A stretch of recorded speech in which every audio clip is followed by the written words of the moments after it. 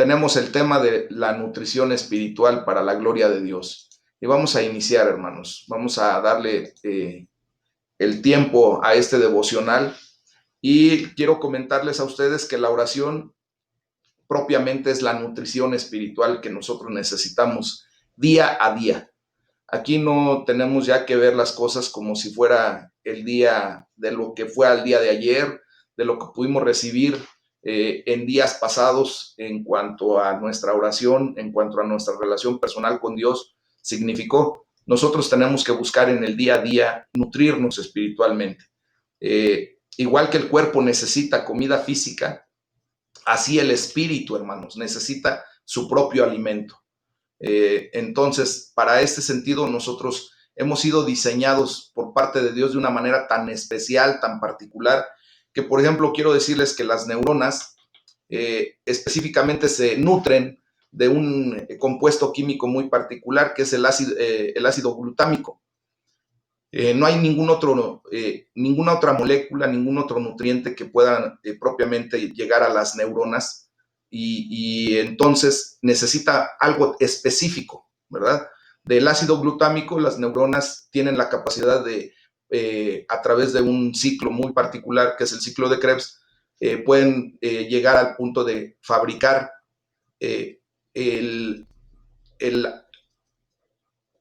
ATP, el adenosín trifosfato, que es lo que utilizan ya como combustible para poder pensar, para poder enlazarse en la sinapsis, para tener todas las funciones neuronales que nosotros necesitamos en el día a día. De esa misma manera, hermanos, Dios diseñó que nuestro espíritu solamente fuese nutrido específicamente por la bendita palabra de Dios. No puede ser nutrido de otra manera, hermanos. Por eso cuando nosotros no leemos, cuando nosotros no oramos, cuando nosotros no tenemos esa comunión con Dios, desgraciadamente venimos a una desnutrición espiritual, venimos a una anemia espiritual. Y por eso las circunstancias de la vida nos ganan y nos llevan a la condición crítica de sentirnos abatidos, desolados. Entonces, nosotros tenemos que nutrir correctamente nuestro espíritu día a día. La Biblia va más allá de esto, hermanos.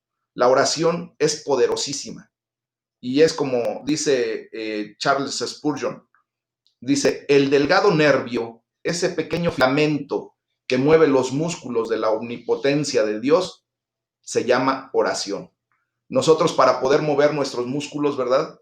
Esto que estoy haciendo, simplemente lo puedo lograr porque mi cerebro manda una señal eléctrica y le ordena a un sistema que se llama la bomba de sodio y potasio a ponerse en funcionamiento.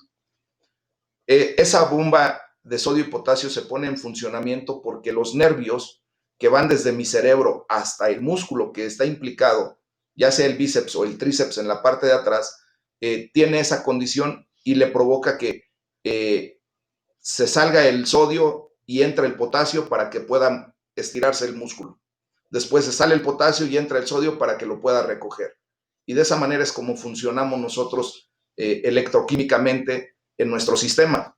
Pues bien, nuestro espíritu, junto con el espíritu de Dios, de la manera en que se conectan, es a través de el delgado nerviecito que se llama oración.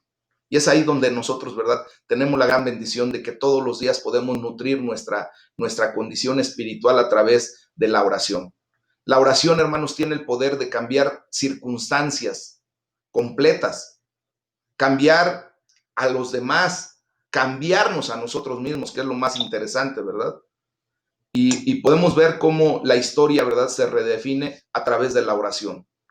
En el libro de los Proverbios, en el capítulo 15, de los versículos 21 al 30, que es lo que vamos a estar estudiando en este momento, nos vamos a dar cuenta de cómo en primera instancia la oración cambia las circunstancias.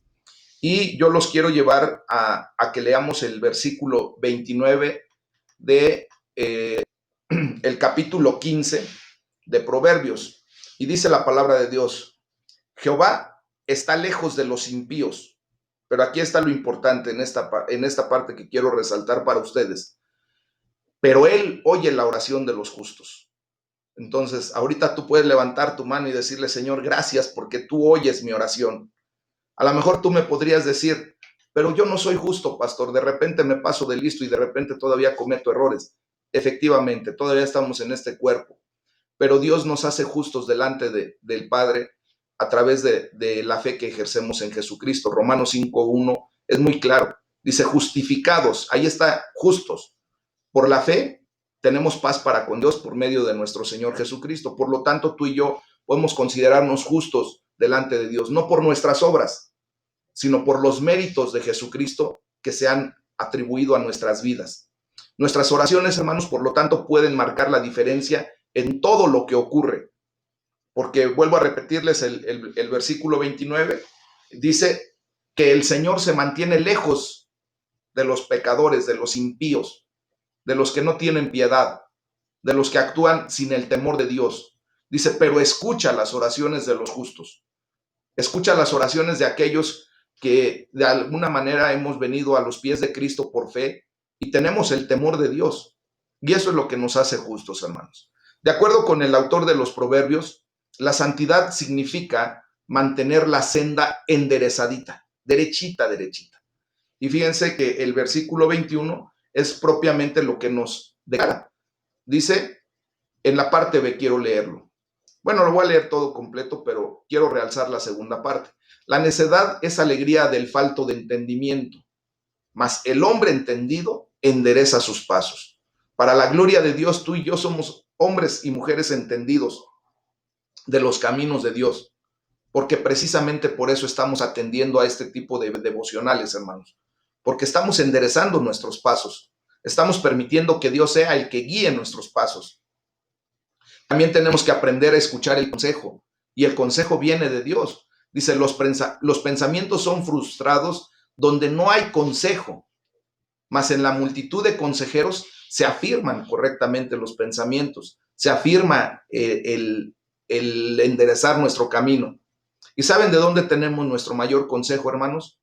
De el Espíritu Santo de Dios. Es por eso que ustedes y yo hemos estado atendiendo a la condición de decirle, ven Espíritu Santo, ven a mi vida, te necesito para que me guíes.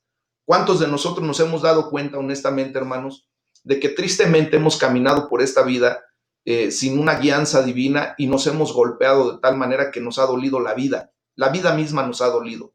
Hemos lastimado a terceras personas por nuestra necedad, por nuestro orgullo, por nuestra soberbia, por todas las cosas negativas que desgraciadamente teníamos antes de venir a Cristo. Pero hoy le damos la gloria a Dios porque Él ha estado cambiando poco a poco toda esa conducta. Ahora, ¿verdad? Tenemos amor para con nuestros semejantes, tenemos una condición de ser tolerantes, tenemos una condición de empezar a ser benignos, ¿verdad? Buenos de alguna manera, tenemos paz, tenemos gozo. Entonces, el Espíritu Santo viene como un perfecto consejero a nuestras vidas y en esa multitud de consejos que Él nos da, nosotros tenemos la bendición de poder nutrir nuestro espíritu de una manera excepcional. Y nosotros también tenemos que aprender a mantener la pureza de nuestros pensamientos. Fíjense bien lo que dice el versículo 26. Abominación son a Jehová los pensamientos del malo.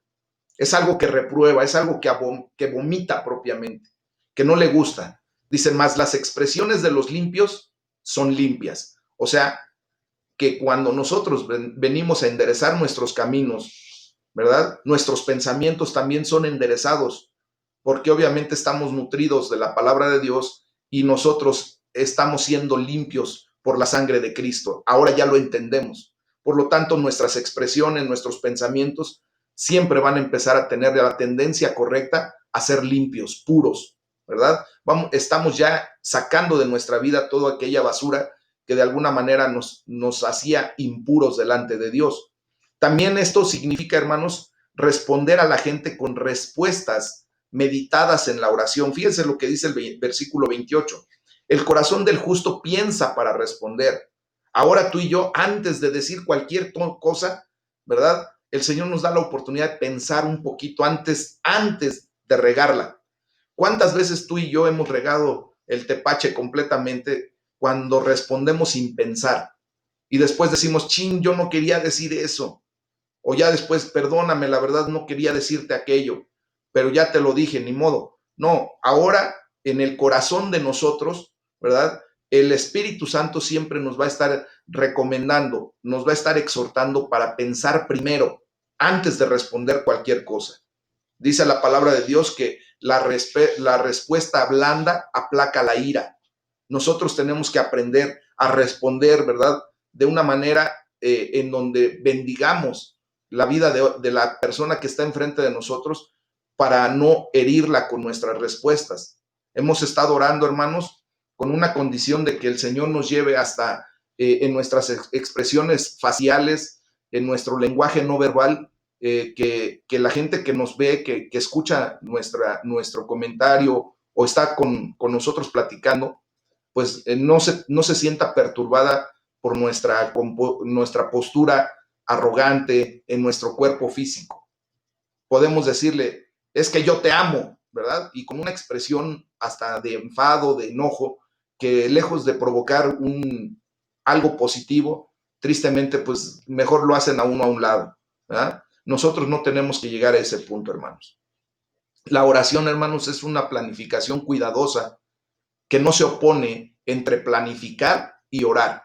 Tú y yo podemos planear hasta cómo orar en un momento dado. Tenemos tiempos específicos, tú y yo, de oración personal, en donde tu intimidad con Dios, ¿verdad?, te permite ser transparente delante de Él. Eso difícilmente lo podemos hacer en una oración colectiva, en una oración de grupo. Pero cuando tú y yo tenemos nuestro tiempo de intimidad con Dios, allí también cabe y vale la pena el poder planear nuestra oración. ¿Qué le voy a decir a Dios? Y que vaya yo con una oración con razón, con sentido. No nada más hablar por hablar. Recuerden que la vana palabrería para Dios no es sana, no le gusta. Prefiere Dios que le digamos 2, 3 palabras, pero con orden, con una planificación correcta, ¿verdad? Desde que estamos planeando propiamente lo que vamos a decirle. Es como cuando, no sé si se acuerde alguien de ustedes, seguramente se acuerdan perfectamente bien de su primera cita amorosa con el amor de su vida. Iban a llegar con esa persona y desde antes estaban planeando. Es más, se pone uno en el espejo, ¿cómo le voy a decir? Le voy a decir, oye, ¿quieres salir conmigo? Oye, ¿quieres ir al café? ¿Quieres hacer esto? Y pone uno hasta sus caritas ahí en el espejo a ver cómo lo va uno a decir. Planea uno las cosas, ¿verdad? Hace uno planes. Le voy a decir que la voy a invitar a tal parte, y si no quiere, pues voy a tener esta segunda opción. Obviamente eso es en el ámbito humano, en nuestra relación horizontal, pero en nuestra relación vertical, hermanos, también nosotros tenemos que aprender a planificar. Entonces, igual es muy bueno hablar con Dios, pero también es aconsejable recabar el consejo de los demás, de aquellas personas, ¿verdad?, que también están interesadas y que también tienen el temor de Dios y que de alguna manera también tienen esa intimidad con Dios. ¿Por qué? Porque la palabra de Dios nos dice eso. Aparte de tener intimidad con el Espíritu Santo y el consejo del Espíritu Santo, ¿verdad? La palabra de Dios ahí en el versículo 22 dice que en la multitud de consejeros se afirman nuestros pensamientos. En otra versión dice, cuando falta el consejo, hermanos, fracasan los planes, pero cuando abunda el consejo, prosperan. ¿Por qué? Porque bien dicen que mejor son 2 cabezas que una, ¿verdad? 2 cabezas piensan más que una. Entonces, en ese sentido, ustedes y yo podemos acercarnos a algunos hermanos que de alguna manera hemos podido ver que Dios utiliza fuertemente para la consejería. ¿Cuántas veces ustedes han tenido la necesidad de que alguien les haga el comentario adecuado? Un comentario que no venga del hombre, porque en muchas ocasiones, ¿verdad?, Dios quiere utilizar a sus siervos para traer mensajes específicos a la vida de la gente. Cuando se inicia un negocio, cuando se inicia una relación, cuando de alguna manera tenemos un conflicto, un problema, el hecho de que vengan y digan, pastor, ¿qué hago? Fíjese que las cosas están de esta manera, así, así, así. Y no es porque yo sea chismoso o metiche o que me quiera entrometer en sus vidas, no. Realmente recuerden que lo primero que yo tengo que buscar es la guianza de Dios a través del Espíritu Santo en oración. Y yo los llevo a todos ustedes en oración. Y Dios me ha de dar y nos ha de dar también, junto con el liderazgo de la iglesia, las palabras adecuadas para ser verdaderamente guiados por el camino correcto, por lo que Dios pretende hacer en sus vidas. Entonces, es necesario que ustedes y yo aprendamos a buscar el consejo de la gente que Dios ha puesto como sabios, como entendidos, como doctos en la materia, y que el amor de Dios fluya a través de esas personas en ese sentido. Fíjense bien que, como decía hace ratito, por medio de nuestro Señor Jesucristo, todos los creyentes, ustedes y yo, somos justos delante de Dios. Eso lo dice el capítulo 3, versículo 22 de Romanos. Dice, la justicia de Dios por medio de la fe en Jesucristo para todos los que creen en Él. Dice, porque no hay diferencia, ¿verdad? Por tanto, quiero decir, hermanos, que Dios escucha tus oraciones. Dios escucha las oraciones de todos aquellos que depositamos nuestra fe y nuestra confianza en Cristo. Y llevarás también tu bendición donde quiera que vayas. ¿Por qué? Porque justificado por la fe y teniendo paz con Dios, Dios se refiere a ti y se dirige a ti y te da a ti también la condición de poder llevar las buenas nuevas y poder llevar las cosas que de alguna manera necesita otra persona, las palabras inteligentes, la palabra de amor, la palabra de gozo, de alegría. Dice el Proverbio 15, versículo 30, dice, la luz de los ojos alegra el corazón y la buena nueva conforta los huesos, ¿verdad? En otra versión, se los quiero leer de esta versión de la traducción al lenguaje actual, y dice, una mirada radiante alegra el corazón. Es por eso que les pido que por favor oren a Dios para que también nos cambie hasta el semblante, que nos dé la gracia delante de la gente, que nuestra mirada sea una mirada radiante de alegría, porque ahora tenemos el amor de Cristo en nuestras vidas. Y eso va a provocar que en otra gente le alegre su corazón, hermanos. Y las buenas noticias renuevan las fuerzas. Cuando tú y yo somos capaces de traer las buenas nuevas, las noticias que son alentadoras, que Cristo nos ama, que Cristo nos redime, que Cristo nos da la salvación y vida eterna, renuevan tus fuerzas. ¿Qué sentiste cuando tú comprendiste verdaderamente que Cristo te ama? Seguramente sentiste un renuevo de tus fuerzas, dijiste, wow, si antes hacía yo algo con pereza, como sin sentido, cuando mi vida no tenía ningún sentido, pues ahora empiezo a encontrar sentido en el amor de Cristo y empiezan a renovarse las fuerzas y Dios te las renueva como las del águila, dice la palabra, ¿verdad? Y entonces empezamos a hacer las cosas diferentes. Y aquí podemos decirle a Dios, Señor, muchas gracias.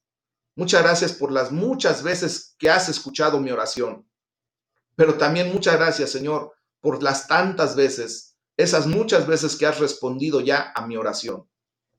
Y hoy podemos empezar a orar, hermanos, de una manera diferente, de una manera especial, en donde le podemos decir, Señor, hoy oro porque tú hagas esto, porque tú puedas provocar en la vida de mi ser querido, y empieza tú a presentar delante de Dios a aquellas personas que sabes que necesitan del amor de Cristo, que sabes que necesitan también de esta palabra de aliento, que sabes que se necesita que se les renueve sus fuerzas. Y en el nombre de Jesús empezamos a orar, empezamos a poner en las manos de Dios toda nuestra condición.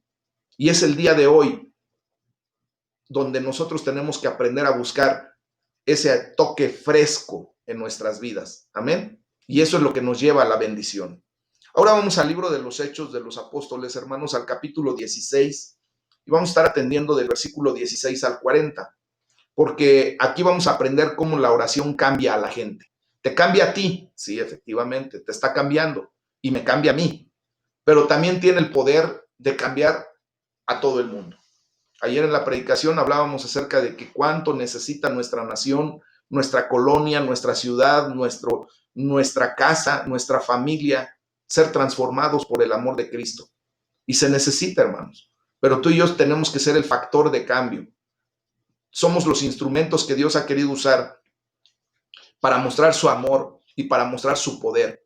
Tú y yo somos los que tendemos esos pequeños filamentos, esos nervios que le permiten al Dios Todopoderoso obrar en consecuencia, ¿verdad?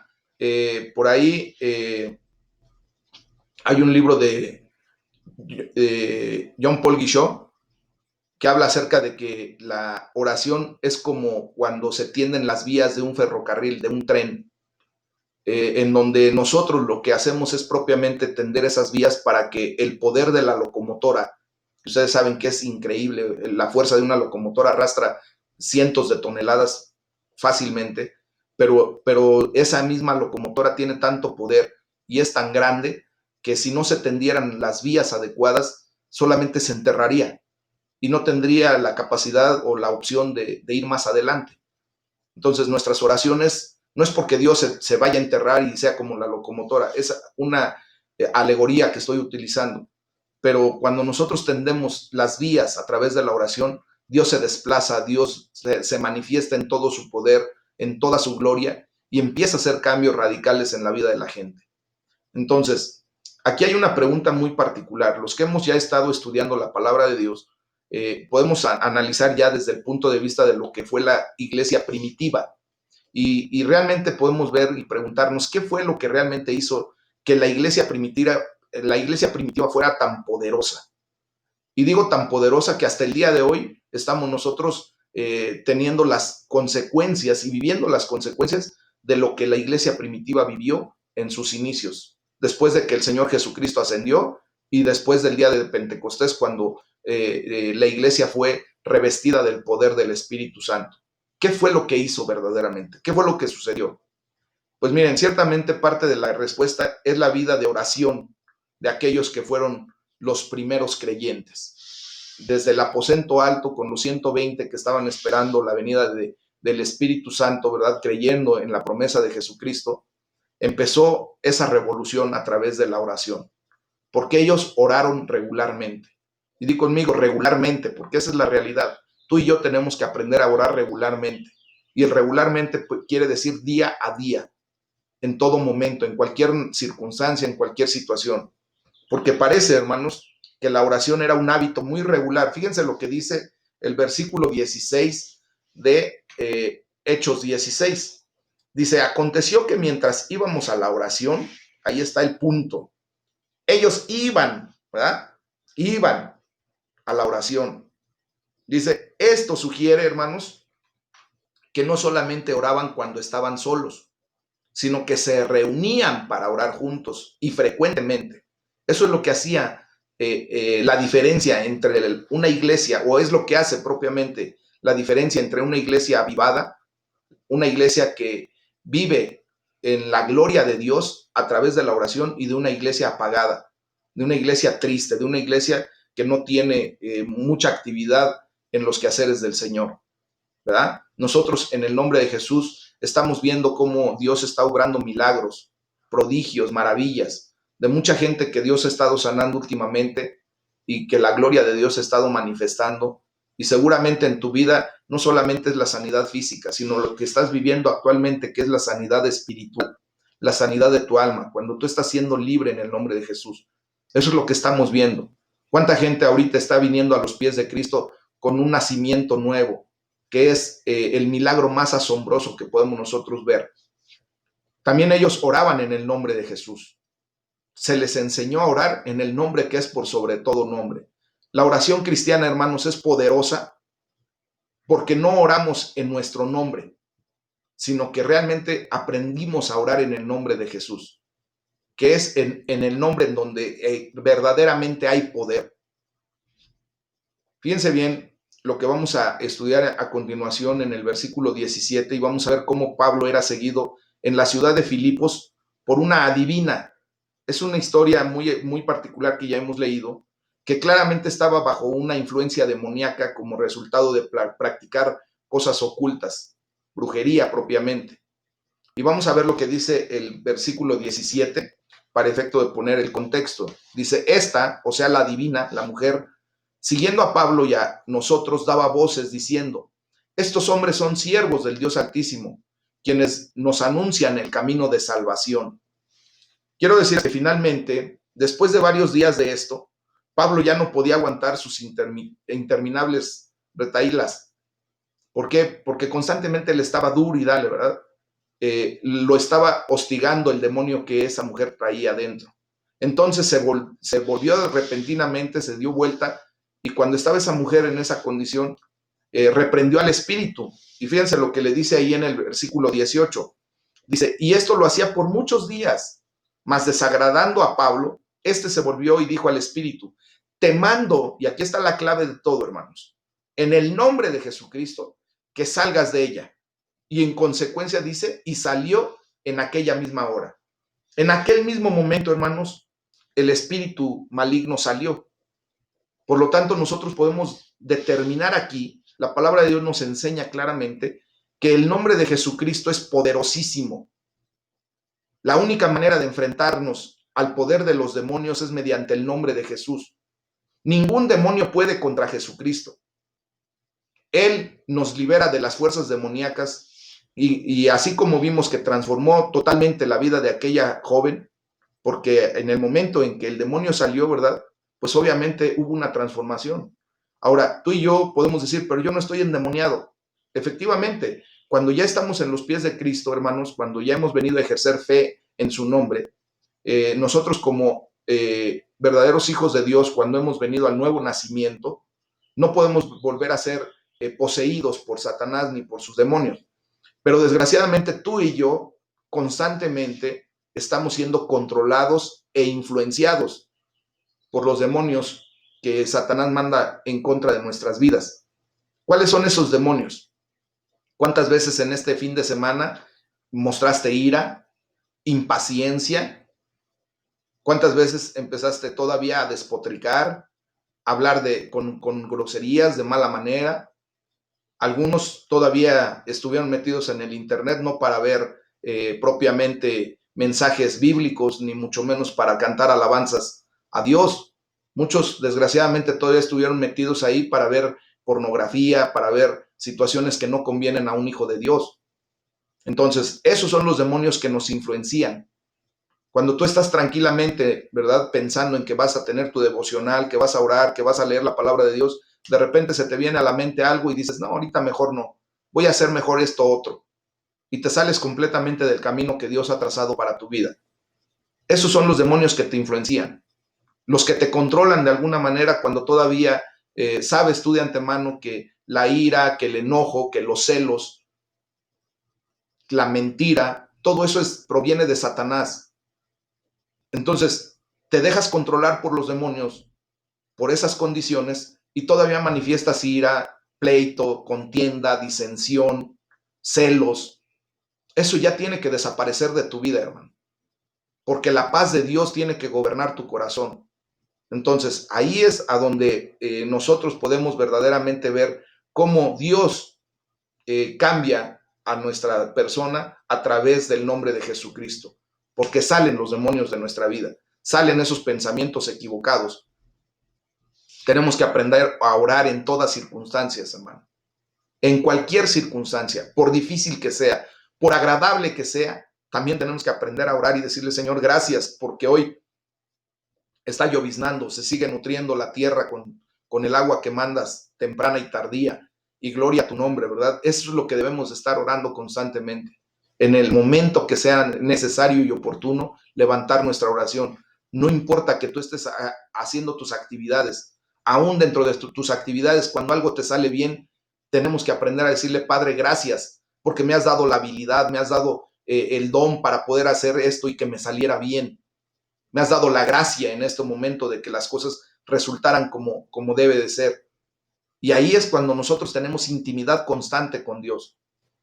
Fíjense bien que esta muchacha de la que habló hace ratito el versículo, era una mujer y era una esclava que había ganado mucho dinero para sus amos. A ella la tenían esclavizada, no solamente los demonios, sino las personas que eran dueños de ella, para que ella a través de las adivinaciones, de la brujería, ¿verdad? Les hacía ganar muchísimo dinero a esas personas. Obviamente ellos se súper enojaron, se enfurecieron al ver que había perdido sus poderes sobrenaturales, porque en el momento en que salieron el demonio que la poseía, en ese momento ella dejó de adivinar, dejó de generar actos ocultos, ¿verdad? Brujería.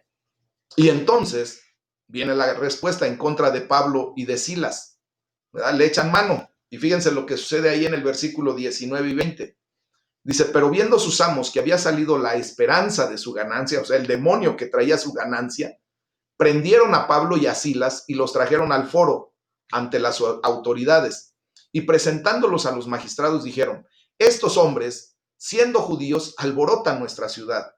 Entonces aquí vemos, hermanos, cómo la gente que se siente agredida cuando nosotros somos factor de cambio por medio de la oración, por medio de la declaración correcta y empiezan a venir a ser las personas cambiadas, pues va a haber gente que se va a molestar, el enemigo se va a molestar, ¿verdad? Y va a haber una instigación, como lo hubo contra Pablo y Silas, de la gente contra ellos. La multitud se sumó al ataque. Vamos a ver lo que dice ahí el versículo 22. Dice, y se agolpó el pueblo contra ellos, y los magistrados, rasgándole las ropas, ordenaron azotarles con varas. Así, hermanos, vemos que si empezamos a marcar la diferencia, la vida no siempre va a ser fácil. Algunos de nuestros puntos de vista puede que sean muy poco populares o incluso hasta que piense la gente que son ilegales. Ahorita con el hecho de que nosotros levantamos la voz en contra del aborto, en contra de la condición esta de género, de sexo, de igualdad de género y todo eso, cuando nosotros a una persona que tiene tendencias lésbicas, que tiene tendencias homosexuales, le decimos eso, ¿verdad? Empieza luego a hablarle a los demás, a los otros gays, a las otras lesbianas, y mira, este es homofóbico, a este no le gusta que nosotros seamos así, vamos a declarar en contra de él, y ahora con las leyes que se han estipulado, lo que pudiéramos decir hasta pareciera que es ilegal, porque desgraciadamente nuestra sociedad ya se vino al caos, ¿verdad? Está podrida. A lo bueno le llaman malo, a lo malo le llaman bueno. Y cuando nosotros nos atrevemos a declarar la verdad, la gente luego viene porque desgraciadamente, como ellos no tienen el temor de Dios, están bajo la influencia completamente y muchas veces dominados, y no solamente dominados, sino hasta poseídos por el enemigo, por Satanás mismo. Y por eso vienen en contra de la verdad, de la palabra de Dios. Entonces, los ataques no son necesariamente una señal de fracaso, hermanos. Cuando tú y yo somos atacados por el enemigo, puede ser todo lo contrario. Puede ser la señal de éxito. Porque muchas ocasiones cuando nosotros nos atrevemos a levantar la voz en el nombre de Jesús y a orar en el nombre de Jesús, empieza a haber una transformación. Y a la gente no le gusta cuando no está en los caminos del Señor.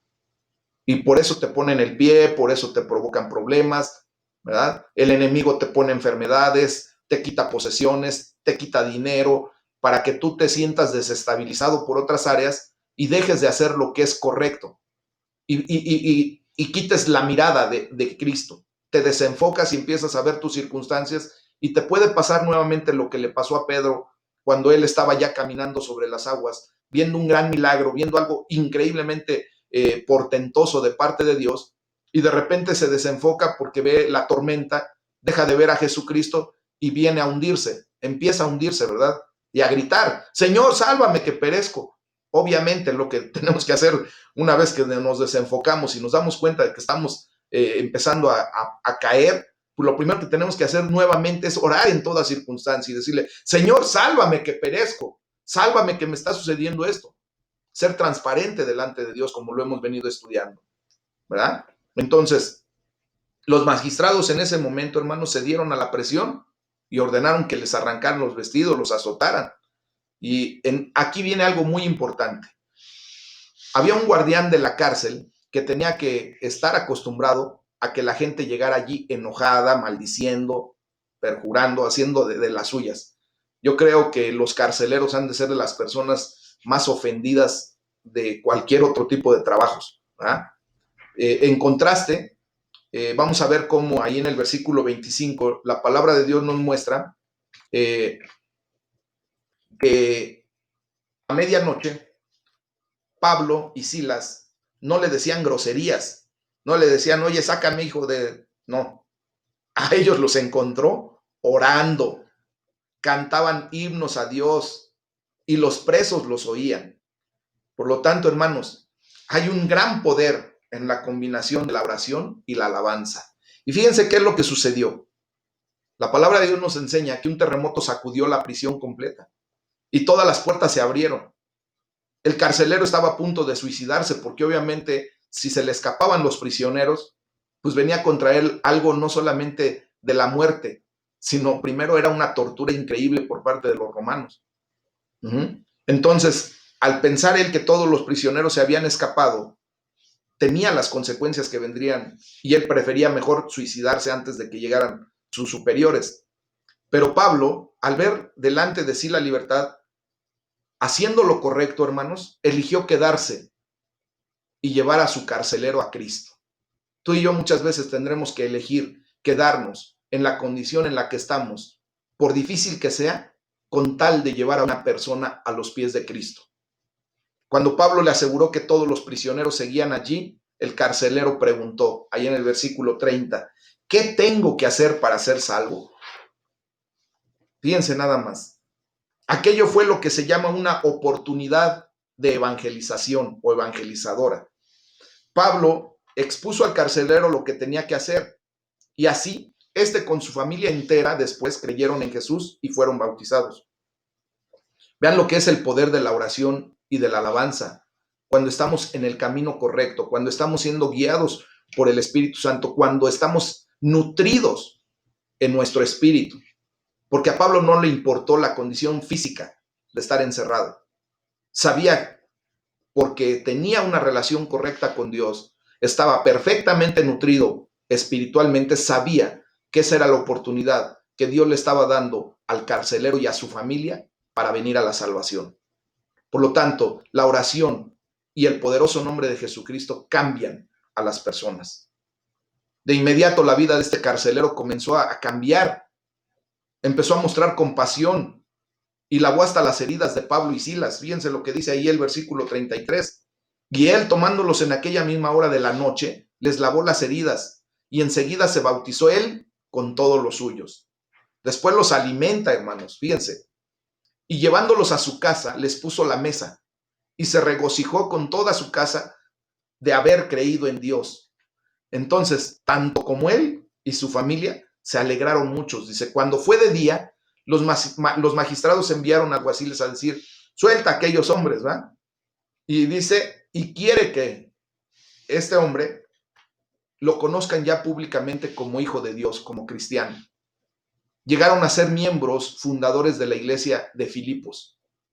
Las cartas a los filipenses fueron cartas enviadas a ese carcelero y a su familia y a todos los demás que se congregaban con ellos. Estos sucesos, hermanos, fueron tan claramente sobrenaturales que Pablo vio el asombroso poder de Dios tras el hacer humano de sus palabras. Cuando nosotros nos atrevemos a hablar. Este episodio, como lo vimos ahí, termina con los jueces teniendo que disculparse personalmente ante Pablo y Silas, porque no se habían dado cuenta de que eran ciudadanos romanos y por tanto era ilegal tratarlos de la manera en como lo hicieron. Entonces, la oración, hermanos, no solo tiene el poder de cambiar nuestras vidas, tiene el poder de cambiar la vida de otras personas, tiene el poder de cambiar las circunstancias, tiene el poder de cambiar los sucesos, tiene el poder de cambiar la vida de los demás. Y ahorita es necesario que levantemos nuestra voz diciéndole, Señor, ayúdanos a ser más como la iglesia primitiva.